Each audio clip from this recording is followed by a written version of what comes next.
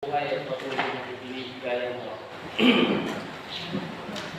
At salamat sa Diyos sapagkat meron tayong pagkakataon, panahon upang patuloy natin pasalamatan ng Diyos sa ating buhay.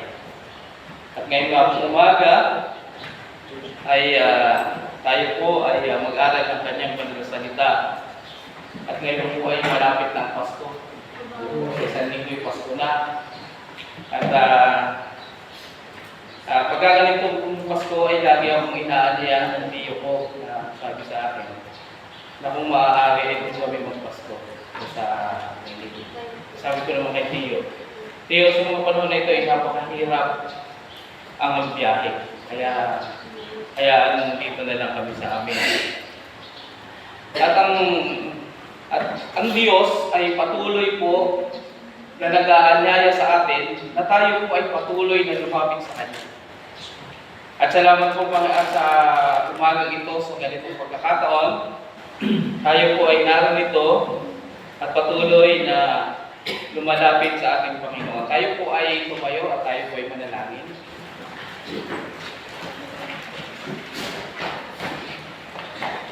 Panginoon naming Diyos na makapangyarihan sa lahat. Nagpupuri kami, Panginoon, at nagpapasalamat sa patuloy na buhay na patuloy na ipinagkakaloob mo sa amin.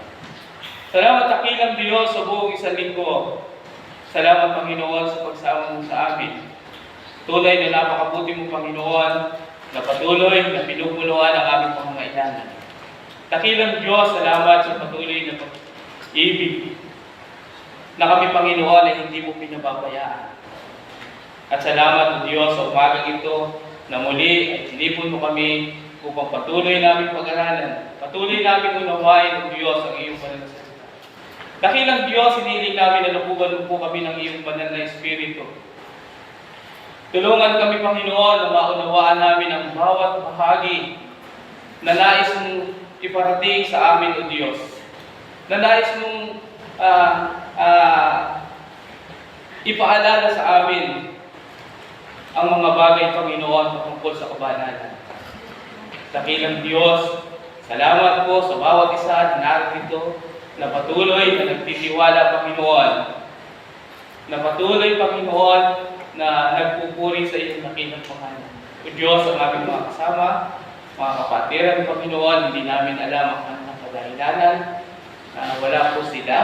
Hinihiling namin, Panginoon, na patuloy na ipaalala mo, O Diyos, ang kahalagahan, Panginoon, ng panalupahan. At ang araw na ito, O Diyos, ay kapahingahan na nais mo sa buhay ng iyong mga. Patuloy na tulungan at pagpalain po sila at ipaalala sa mga susunod na linggo, Panginoon. Ay amin din po silang makasama. Dakilang Diyos, maraming salamat po, Panginoon, sa patuloy na pag-ibig. Pagpalain po ang umagang ito, Panginoon, na patuloy na maging makabuluhan para sa amin ang araw na ito. O Diyos, maraming salamat po. Ito po ang aming samang sa tanging pangalan ng Panginoon Diyos. Amen.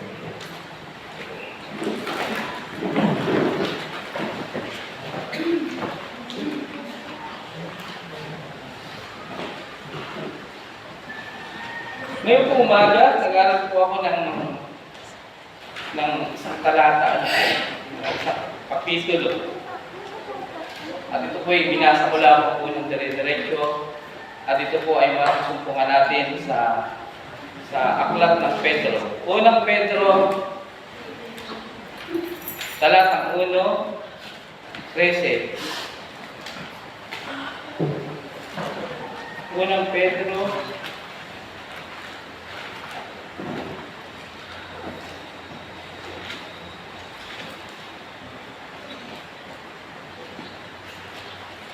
gaya ng Pedro yung Bible.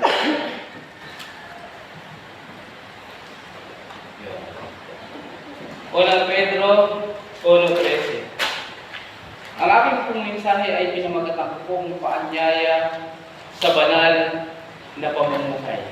Ang sabi po doon sa 13, kaya't inyong bigkisin ang mga baywang ng inyong pag-iisip na maging mapagpigil kayo at yung ilagat na lubos ang inyong pag-asa sa biyayang dadalhin sa inyo sa pagpapahayag ni Jesucristo. At ang sabi po doon ay bigkisin. Ano po? Pag sinabing bigkisin, yung parang walis na itinatali para hindi po siya makawala. Hindi po siya maghiwa-hiwalay o magwatak-watak.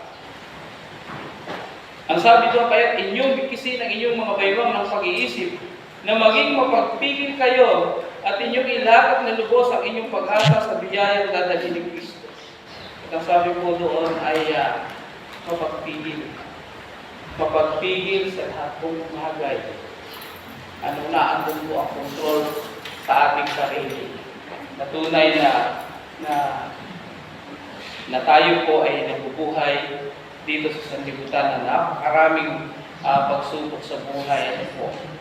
Nakakaranas tayo minsan na makarinig tayo na hindi natin nagugustuhan at minsan ay napakabilis natin mag-react. At doon ay hindi nais ng Diyos ang ganung uri ng pamumuhay ng mananampalataya, kundi tayo po ay mag-isip, tayo ay magpigil upang tayo ay hindi magkasala sa ating Panginoon, na ilagak na lubos ang inyong pag-asa sa biyayang dadalhin ng ating Panginoon sa Kristo. Dahil ang biyaya po na yan ng pamumuhay ng kabanalan ay sa Panginoong Hesus lang po natin masusunod. Hindi po natin masusuntuan ng kahit saan yan. Yung pamumuhay na mayroong kabanalan sa paningin ng Panginoong Diyos. Tayo po ay parang isang libro. Para tayo po isang libro bukas na nakikita, pinabasa ng ating mga anak.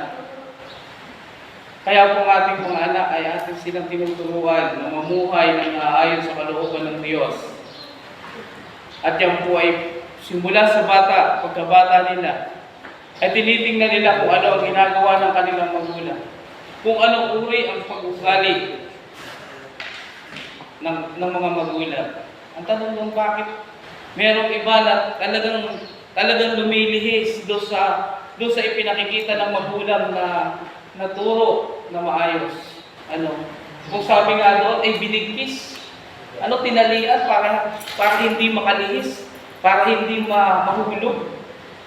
Pero bakit ang natututunan yung mali?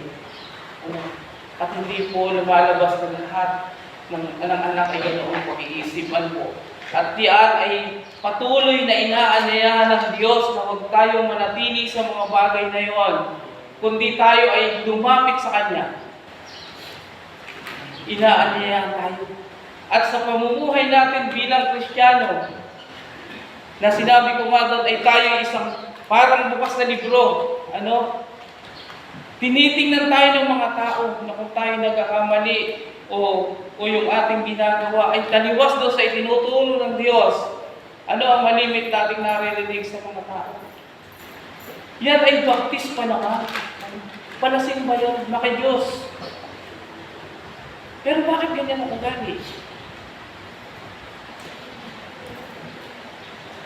Kaya tayo ay inaanyayahan ng Diyos na ang biyaya na makita sa ating pamumuhay yung tayo sa na mabasa ng ating mga anak, ito pala yung kailangan namin gawin sapagkat ito ang ginagawa ng aming mga magulang.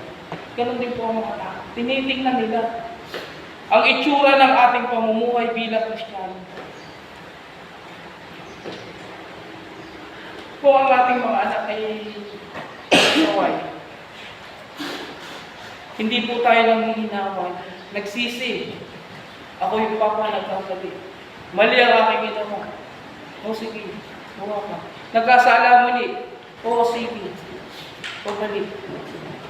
Sa katapos-tapusan, talagang masakit ng ulo at wala na siyang alam na kung pwedeng gawin upang magbago. Pero siya ay hindi nawawala ng pag-asa dahil ang Diyos ay naririyan. At ganun din po tayong mananampalataya. Sa kabila ng kahinaan, sa kabila ng kasalanan na ating ginagawa, siya po ay hindi nagsasawa. Lagi niya tayong hinihintay. Lagi niya tayong iniimbitahan na lumapit sa Kanya. At salamat po sa pagkakataon na ito, na tunay na ang banal na Espiritu ay patuloy na kumikilos sa atin na tayo po ay naglilingkod sa Kanya. At ang sabi po doon sa 14 ng unang Pedro,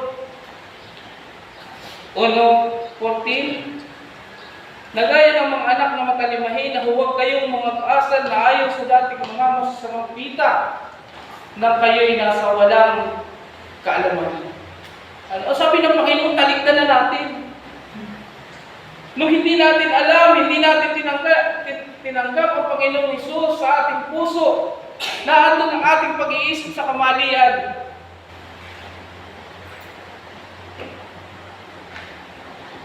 At tayo ay sinasabay ng Panginoon, huwag na kayong mga asal na ayon sa inyong dating masasamang pita na kayo ay nasa walang kaalaman.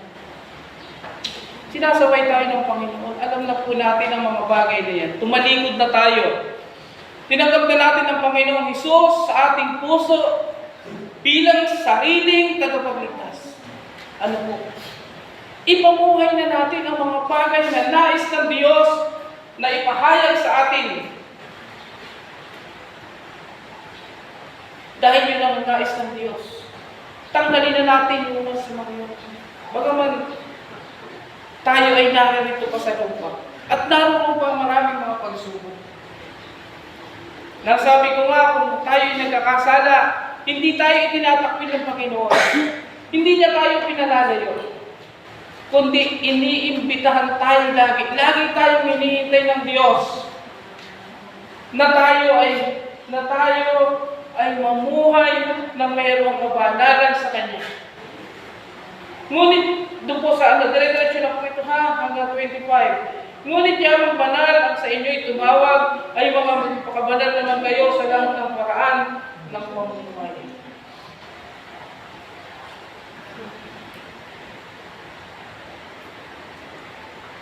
Patuloy tayong iniimbitahan ng Diyos. Ang Diyos ay banal. Ang Diyos ay makapangyarihan sa lahat at walang pwedeng humigit sa Kanya. Dahil ang ating amang sinasampalatayanan ay banal, ang nais niya sa buhay natin, tayo ay magpakabanal. Nakagaya ng unang talata na ilagak natin ang pag-iisip natin sa kabanalan, yun po ang nais ng Diyos sa buhay ng tao. Kaya po, kung ang mga anak natin ay ang nakikita nila ay mabubuting bagay na ginagawa natin, na tayo ay naglilingkod sa Diyos, na sila ay sumunod doon sa ginagawa natin na pagpapalaki sa kanila, na sila ay mayroong takot sa Diyos. Hanggang doon sa huli, na andun po ang pagkatagumpay.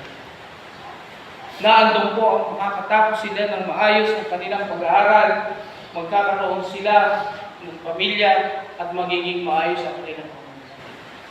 Ito po ang nais ng Diyos. Ito ang nais ng Diyos sa buhay ng kanyang mga anak. At ganoon din po tayo bilang mga magulang. Yan din po ang nais natin sa ating mga anak. Ang maging masunurin sila.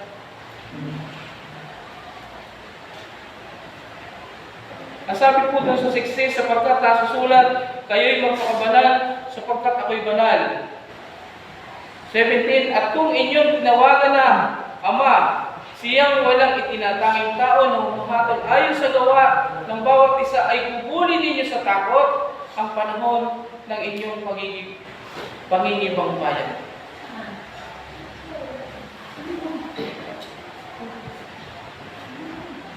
Ito po ay nasa Biblia. Ito po ay tuwirang itinuturo sa atin ng Diyos na tayo po ay magpakabanal. Natingnan natin kung ano ang ginagawa sa buhay natin ng Panginoon natin Jesus. At kung inyong tinatawagan Ama, siyang walang tinatanging tao na humahatol ayon sa gawa ng bawat isa ay gugulin ninyo sa takot ang panahon ng inyong pangingibang bayan. Ano ba tayo sa harapan ng Panginoon? Tayo po isang korona. Tayo po isang makasalanan. Pero dahil sa dakilang pag-ibig ng Diyos sa atin,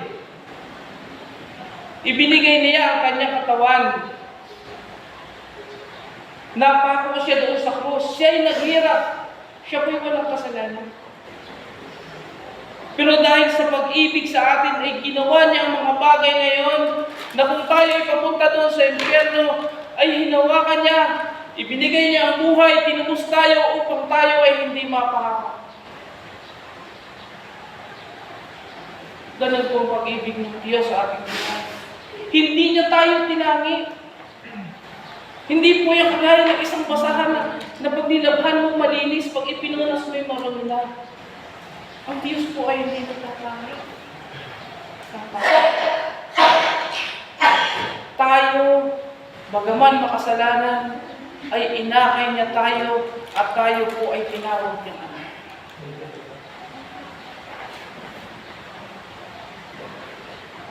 At naalala ko po nung minsan dumalo kami doon sa priyuhin na aking asawa, kailang 20 years.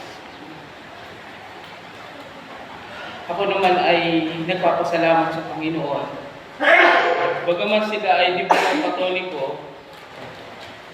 pero tinatawagan nila tayo para tayo ang manalangin. Inaangkin nila ang panalangin natin ay matuwid sa harapan ng Diyos. Pagkatapos namin manalangin, ano ko lang nagsalita ko ng ilan, tapos yung pasalamat namin ng pagkain, kumain kami. Pagkakain namin gano'n, di marami na yung kumakain. Ako'y ugali ko, pagkakain ko, lumalayo ako doon sa kainan. Merong mangyari dumating yung asawa, may 2 anak na kasama. Sabi ko, hali kayo kumain. Sabi nung asawa nila, nakakain. Hindi, dito. Kumuha ka ng pagkain, iwan mo yung 2 anak mo sa asawa. Hindi kumuha siya. Doon sa karamihan ng tao, di siyempre, nandun yung gusto niya pang ulam. Mapapansin mo yung mga tao ay naglilihisa, nagtatalikudan. Siguro na naiibahan sila ng amoy o ng itsura ng tao. Tayong mga tao. Minsan tinitingnan natin ang itsura ng tao. Hindi natin tinitingnan ang puso kung ano ang meron sila. Subalit ang ating Diyos na sinasampalatayanan na makapangyarihan sa lahat, wala siyang itinatanggi. Ano man ang itsura mo, ano man ang uri ng pamumuhay mo, mahal ka ng Diyos. Hindi na tinitingnan doon. Ang tinitingnan niya ay ang puso ng kanyang anak. Nasabi po doon sa 18 na inyong nalalaman kayo'y tinubos. Hindi ng mga bagay na nakasisira ng pila o ginto mula sa inyong walang kabuluhang paraan sa pamumuhay na ipinamana sa inyo ng inyong mga magulang. Nasa loob pa lang po tayo ng ating mga magulang ay meron tayong kasalanan. At ang sabi po dito, minana natin sa mga ating mga magulang. At salamat sa Panginoong Diyos na dahil sa kanyang pag-ibig, ang sabi nga doon, tinubos niya tayo. Hindi sa mga bagay na masisira. Gano'ng kabuti ang Diyos sa ating buhay. Yung pagkatubos sa atin, kung tayo ay mamatay na andoon tayo sa langit, walang kasiraan ang ating kaluluwa. Itong katawan natin masisira, mabubulok, pero ang ating kaluluwa ay kasama ng Panginoong Diyos doon sa kanyang kaharian, doon sa langit. Ito po ay kasiguruhan ng pananampalataya natin sa ating Panginoon. Kaya huwag po tayo mag-alinlangan sa kapangyarihan ng ating Panginoon Diyos. Tayo, ano po ba ang pamana natin sa ating mga anak na hindi nawawala, na hindi nasisira? Pag binigyan mo yan ng bahay, lupa, kung yan ay maibibenta niya yan. Mawawala lahat yung mga bagay na yan. Gaano mang karaming pera yan. Mawawala yan. Pero kung sila ay nakapagtapos ng kanilang pag-aaral, maghirap lang sila yung kaalaman na kanilang natutunan hanggang sila ay mawala. Hindi po mawawala sa kaisipan nila yan. Ganun din po tayo mga mananampalataya.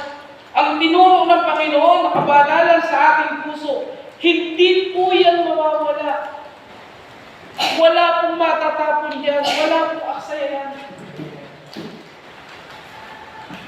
Yan po ay laging sariwa sa paningin ng ating Panginoong Hesus. Kaya kinakailangan na tayo po ay patuloy na maglingkod sa ating Panginoon. Patuloy na pahalagahan natin ang dakilang Diyos na ating tagapagligtas. Patuloy natin purihin. Ang kaluwalhatian ng ating Panginoon ay nasa ating kalagitnaan. Kung patuloy natin siyang pinasasalamatan at patuloy tayong nagtitipon sa pagpupuri sa kaniyang dakilang pangalan. Sabi po doon sa 19, kundi sa mahalagang dugo, gaya ng sa kordero na walang kapintasan, na walang dungis, sa makatuwid bagay ang Panginoon sa Kristo. Kaya po kung meron pa dito na hindi pa nakakakilala sa Diyos, hindi pa tinatanggap ang ating Panginoong Hesus, huwag niyong ipagpawalang bahala. Unawain ninyo kung ano yung kalooban ng Diyos at ano po ang ipinapahayag niya sa ating puso. Tanggapin po natin. Dahil ang kaligtasan yan ay hindi po nasisira yan. Ang ipinangako ng Diyos ay sigurado na doon po tayo sa langit. Ang Panginoon ay walang kasalanan. Sabi nga daw, kundi ang mahalagang dugo, gaya ng kordero na walang kapintasan, walang tungis, sa makatuwid bagay, ang dugo ng ating Panginoon Jesus.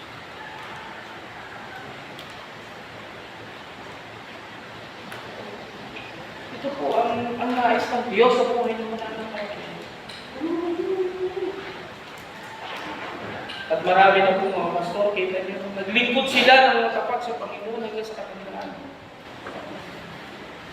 Hindi sila nag-alinlangan. Hindi sila atitigil lang sa pagkakasya.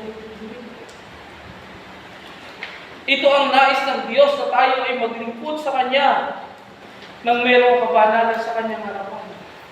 At panghawakan natin ang mga bagay na sinasabi ng Biblia. Sabi po doon sa 20 na nakikilala nga ng una bago itinatag sa libutan, ngunit inihayag sa mga huling panahon dahil sa inyo.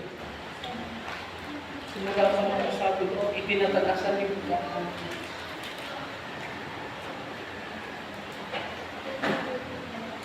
Ay ipinahayag sa atin ang salita ng Diyos. Hanggang doon sa huli. Hanggang doon sa huli ay nananatili ang salita ng Panginoon sa ating puso. Hindi po mawawala yan. Hindi nawawala sa ating puso yan. Na tayong mga mananampalataya sa sandaling nakagawa tayo ng kasalanan. Sa una po, hindi natin mararamdaman ang kalungkutan. Habang nanggugulo tayo. Subalit ang Diyos ay hindi pumapayag na ikay manatili doon. Mararamdaman mo pagdating sa dulo ang iyong kalungkutan, nagkasala ako sa Panginoon. Hindi ka masaya. Hindi po tayo magiging masaya. At salamat sa Panginoon dahil hindi siya nagsasawa na kagaya ng tao, ayoko na dyan. Ayoko sa kanyang ugali. Hindi po. Ang Panginoon ay pilit na ilaanyayahan tayo. Lagi siyang naghihintay sa atin. At salamat po sa ganitong pagkakataon na tayo nagkakita. Nang bawat isa sa atin ay hindi nanghihina. Nagpapatuloy tayo. Ito ay tanda ng katapatan ng pamumuhay natin sa Diyos.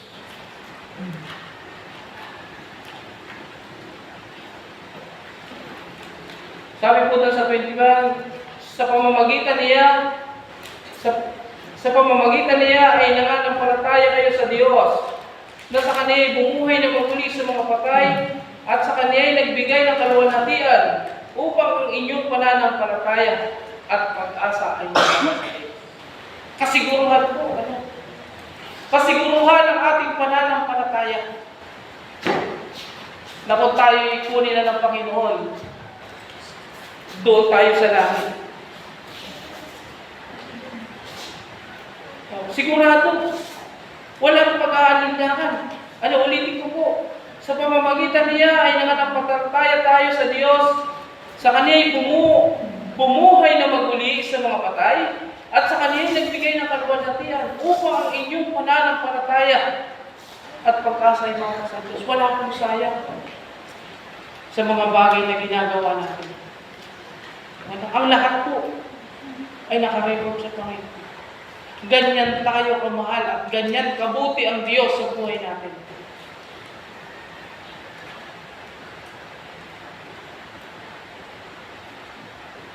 Sabi po doon sa 22, yamang nilinis ang mga kaluluwa. Yan. Yamang nilinis ninyo ang mga kaluluwa na inyong pagtalima sa katotohanan, sa pag-ibig, na hindi pakunwari sa mga kapatid, ay mga ibigan kayo sa buong hinga sa inyong puso sa isa't isa. At yung po palang pagsunod natin sa Panginoon na kagaya ng ginagawa natin ito, na nag-aaral tayo ng salita ng Diyos na nagpupuri sa Kanya. Ang sabi po ng talata, nililinis natin ang ating kaluluwa. At alam po naman natin na pag sinabing nililinis, wala nang linis. Kung tayo naglilinis ng bahay, at meron tayong hindi nalinis, at pag tingin ng iba ay marunong, hindi po nilinis.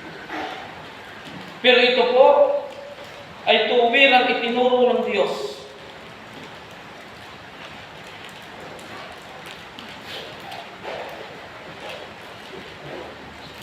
Na nililinis ang sabi doon. Kaya tayo po ay patuloy na manalangin sa Panginoon. Dahil siya lamang. Yung pananalangin at paglapit natin sa Panginoon, paghingi natin ng tawad, yun po ang nagpo-control. Yun po ang nagpipigil para huwag tayong makagawa ng kasalanan sa ating Panginoon. Yun po ang ipinapakilala ng Diyos sa Kanyang salita. Nililinis ninyo ang inyong mga kaluluwa sa inyong pagtalima sa katotohanan. Yung ating pagsunod, yung pagsunod sa katotohanan na itinuturo ng Diyos sa ating buhay.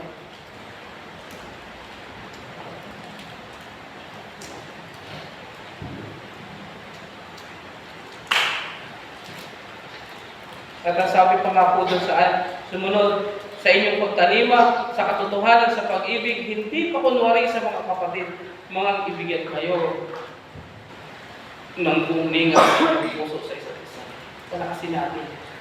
Palakasin natin ang pananampalataya natin. At ang mga kapatid natin nanghihina, huwag natin silang pagsawaan. Minsan na, yung pag ako'y pumupunta, iniimbitahan, uulang sila ng ulos. Pero pag hindi ko sila nakita ng araw ng linggo, nandun yung kalungkutan sa aking puso. Pero sinasabi po ng banal na kasulatan, maupo natin sila pagsama.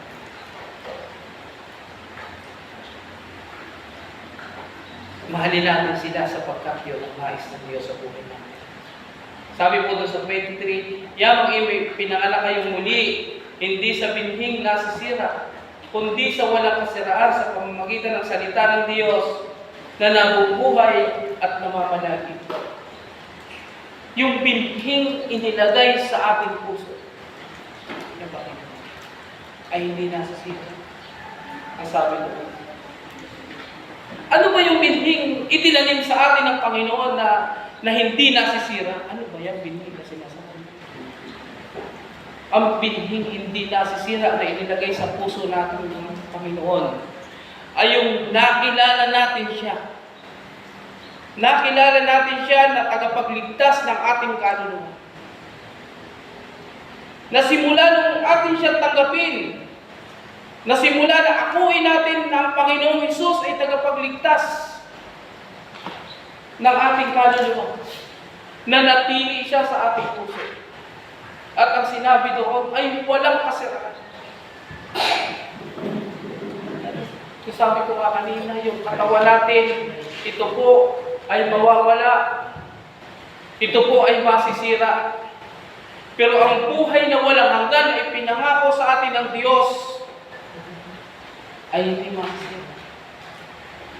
Luluwalhatiin natin siya sa langit. Aawit tayo dun at pararangalan natin ang Panginoon. Na kung hindi natin siya tinanggap, tayo inaanto sa apoy. Nandun tayo sa walang katiyakan.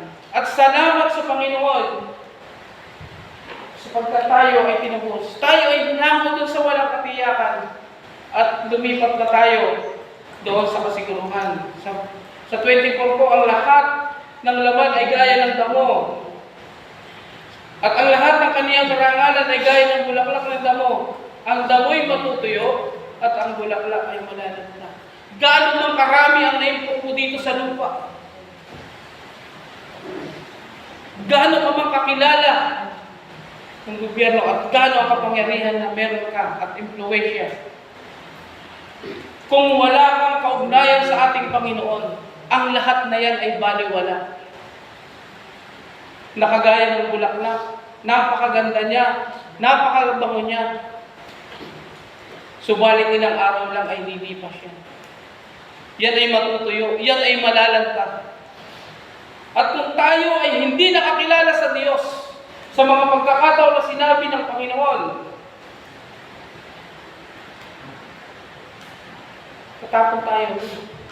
tatapon tayo doon sa impyerno.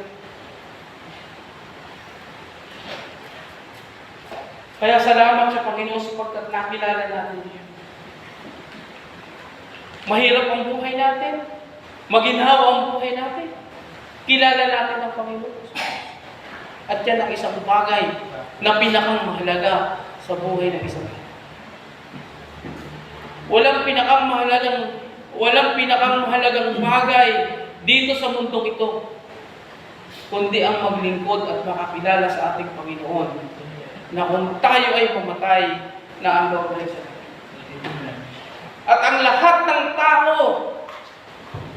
ay nagnanais ng mga bagay na pumunta sa langit. Subalit hindi lahat ng tao ay nakakilala sa Diyos. Hindi lahat ng tao ay sumunod sa Panginoon.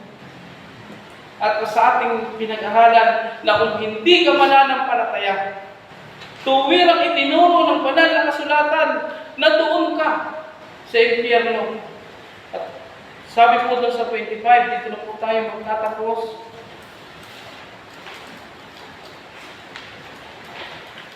Sabi po doon sa 25, datapat ang salita ng Panginoon ay mamamalagi magpakailanman. At ito ang salita ng mabubuting balita na ipinapangaral sa atin. Ito ang mabuting balita na ipinangaral po sa atin. Hanggang sa dulo, ito po ay hindi mawawala, sabi ng salita ng Diyos. Dapat ang salita ng Panginoon ay namamalagi magpakailanman. At ito ang mabubuting balita na ipinangaral sa atin. Ito po ay mananatili. Hindi na po ito mawawala sa puso natin. Kaya tayo po ay patuloy na lumapit sa ating Panginoon na laging nag-aanyaya, laging naghihintay na tayo po ay makapamuhay ng merong kabanalan sa Kanya. Tapos po, ang sabi yung ating pinag-aralan, bigkisin, dapat ay mahigpit yung pagkakabigkis, mapagpigil tayo, ilalim na lubos ang ating puso sa Panginoon, at meron tayong pag-asa sa biyayang dadating sa atin ng Panginoon Jesucristo. Ito po ang mabuting balita na ating pong ipahayag. Huwag po natin ikahihiya ang banal na kasulatan na itinuro po sa ito. Tayo po tumayo, tayo po nalangin.